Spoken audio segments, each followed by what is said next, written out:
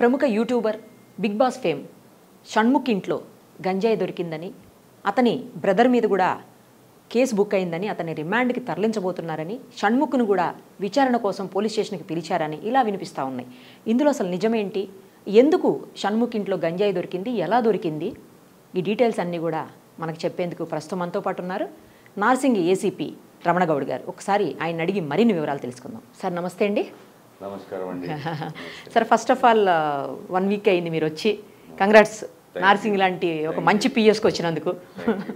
Yeah sir, ఏం జరిగింది ఈ కేసులో, ఎందుకు షణ్ముఖ్ ఇంటికి వెళ్లాల్సి వచ్చింది, ఎలాగ అసలు అక్కడ గంజాయి ఉందని మీకు తెలిసింది? టాప్ మోర్ యూఎస్ బేస్డ్ ఈ లెర్నింగ్ ప్లాట్ఫామ్. మీరు కూడా స్లాట్ బుక్ చేసుకోవాలంటే ఈ నెంబర్కి కాల్ చేయండి. నార్సింగి పిఎస్కు సంబంధించిన అంటే ఎస్హెచ్ఓ గారి దగ్గర ఒక అమ్మాయి వచ్చి, వైజాగ్లో ఉండేవాళ్ళు వాళ్ళు, ఒక సంపత్ అనేటటువంటి అబ్బాయితోటి తను ప్రేమలో ఉన్నానని, వాళ్ళిద్దరూ క్లాస్మేట్స్, ఒక 4-5 ఏళ్ళ నుంచి ప్రేమించుకుంటున్నాము, పెళ్లి చేసుకుంటానని చెప్పి నన్ను నమ్మించి మోసం చేసి నన్ను సెక్సువల్గా వాడుకొని తర్వాత వదిలేసి ఇంకొక అమ్మాయిని పెళ్లి చేసుకున్నాడని నాకు నిన్ననే తెలిసింది అని చెప్పేసి దాంతో నేను వైజాగ్ నుంచి ఇక్కడికి వచ్చి కంప్లైంట్ ఇస్తున్నాను, అది యాక్షన్ తీసుకోండి. అటు వ్యక్తి ఈ ప్రిస్టేజ్ హైట్స్లో వాళ్ళ ఈ యూట్యూబరు పేరెంట్ షణ్ముఖ్ అని అంటారు కదా, షణ్ముఖ్ వాళ్ళ ఇంట్లో కలిసి ఉంటారు, వాళ్ళు అక్కడే ఉంటున్నారు అని చెప్తే ఈ కేసు ఇన్వెస్టిగేషన్లో పార్ట్ ఆఫ్ దట్ భాగంగా మా పోలీస్ ఆఫీసర్స్ అక్కడికి వెళ్ళడం జరిగింది. అక్కడ ఈ సంపత్ వినయ్ అండ్ ఇద్దరు షణ్ముఖ్ వీళ్ళు ఉన్నారు. అది అక్కడ విచారణ సందర్భంగా కాస్త అనుమానం వచ్చి అక్కడ చూస్తే అక్కడ గాంజా కూడా దొరికింది అని అన్నది నాకు ఇన్ఫర్మేషన్ చెప్పారు. అది ఫ్యాక్టే some smaller quantity of ganja అక్కడ దొరికిందని చెప్పారు. ఇద్దరిని ఇన్వెస్టిగేషన్ జరుగుతుంది, వాళ్ళు అక్కడే ఉన్నారు. ఇన్వెస్టిగేషన్ పార్ట్లో ఎవరి పార్ట్ ఎంత, ఏముంది, ఎవరికి ఇన్వాల్వ్మెంట్ ఏంటి అని ఉన్నది తెలిసిన తర్వాత చట్టపరమైనటువంటి చర్యలు తీసుకోవడం జరుగుతుంది. ఇప్పుడు గంజాయి అనేది ఎంత క్వాంటిటీ పెట్టడానికి ఉంటుంది, దేనికి ఎలా ఉంటుంది? ఏ క్వాంటిటీ కూడా పెట్టేందుకు ఉండదు, వాడేందుకు ఉండదు. నథింగ్ లైక్ ఆఫ్ 1 గ్రామ్ ఇది అలౌడ్, 2 గ్రామ్స్ ఇది అలౌడ్ అన్నది కాదు. బట్ ఇక్కడ డిఫరెన్స్ ఏంటంటే స్మాలర్ క్వాంటిటీ అంటే ఇంటర్మీడియట్ క్వాంటిటీ, దాంట్లో middle quantity and commercial quantity అనేది తేడా ఉంటుంది. కమర్షియల్ క్వాంటిటీ అఫెన్సెస్ వేరే ఉంటాయి సెక్షన్స్. స్మాలర్ క్వాంటిటీ అంటే consumable items quantity, consumable items ఉన్నదానికి లెసర్ ఉన్న సెక్షన్స్ ఉంటాయి. అంతే తప్ప ఇంత క్వాంటిటీ పెట్టాలనేది ఎక్కడ ఉండదు. ఏ క్వాంటిటీ ఉన్నా నేరం. కాకపోతే ఆ గ్రీవెన్స్ లో తరుగుదల అంటే తగ్గుతుంది తప్ప, కానీ ఏ క్వాంటిటీ ఉన్నా అఫెన్స్.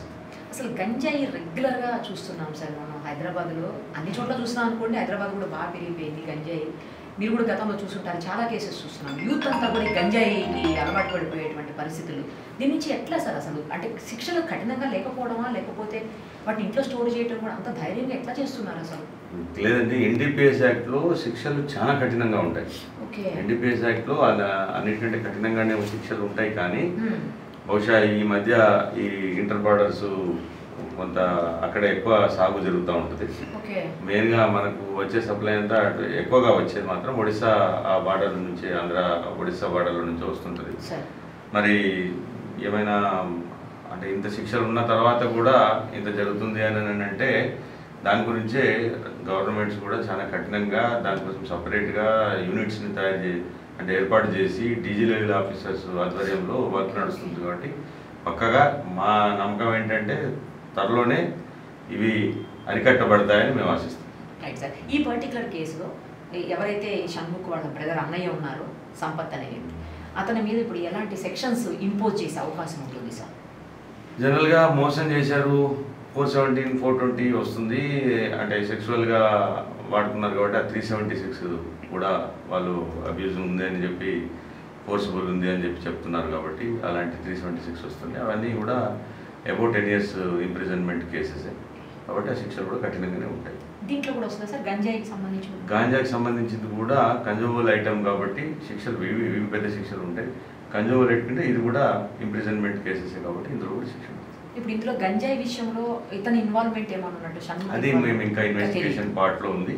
ఒకవేళ ఇన్వాల్వ్మెంట్ ఉంటే ఇద్దరిది కూడా అందులో ఫిక్స్ అవుతారు. మోరోవర్ సంపత్ అయితే already case was registered against him. If at all that of the NDPS is coming against the Shenmukh, criminal registered case against Shanmukh also. Okay, ఎప్పుడు రిమాండ్ చేయబోతున్నారు సార్? లేదండి, ఇంకా ఇన్వెస్టిగేషన్ ఉంది, ఇంకా ఫీల్డ్లో ఉన్నారు మా వాళ్ళు, ఇంకా ఫీల్డ్లో ఉన్నారు, నడుస్తూ ఉంది. ఫీల్డ్లో నుంచి వచ్చిన తర్వాత ప్రాసెస్ ఉంటుంది. మేము కంపల్సరీ అరెస్ట్ చేసిన తర్వాత 24 hours లోపల కోర్టులో ప్రొడ్యూస్ చేయాల్సి ఉంటుంది. 7 yearsకి తక్కువ ఇంప్రిజన్మెంట్ ఉన్న కేసు అయితే మేము 41 ఇవ్వాల్సిన ఉంటుంది కాబట్టి 41A నోటీస్ ఇచ్చి దాని గురించి మరి వెలాసిటీ ఏంటి అనేది ఇంకా ఇన్వెస్టిగేషన్లో ఉంది. అది ఎంత ఇంప్రిజన్మెంట్ అనే దాన్ని బట్టి డిసిషన్ తీసుకుంటాం. Right sir. ఇప్పుడు ఆ అమ్మాయి వైజాగ్ నుంచి ఇక్కడికి వచ్చి, అంటే ఇక్కడ జ్యూరిస్డిక్షన్ ఉంది కాబట్టి ఇక్కడ ఇచ్చిందా సార్? అంటే బహుశా అబ్బాయిని వెతుక్కుంటూ వచ్చి ఉంటుంటుంది. అక్కడ ఈవెన్ అమ్మాయి కావాలనుకుంటే వైజాగ్లో కూడా వస్తుంటుండే కేసు. మరి అమ్మాయి ఇక్కడికి వచ్చి మా దగ్గరికి వచ్చిన కేసు మా దగ్గర పెట్టింది కాబట్టి మేము నో అనేందుకు లేదు, కాబట్టి కేసు రిజిస్టర్ చేసాము. ఈ ఫెటల్ మా జ్యూరిస్డిక్షన్ రాదు అని అంటే మేము 0 FIR కింద ఇక్కడ చేసి మేము ట్రాన్స్ఫర్ చేయాల్సి ఉంటుంది.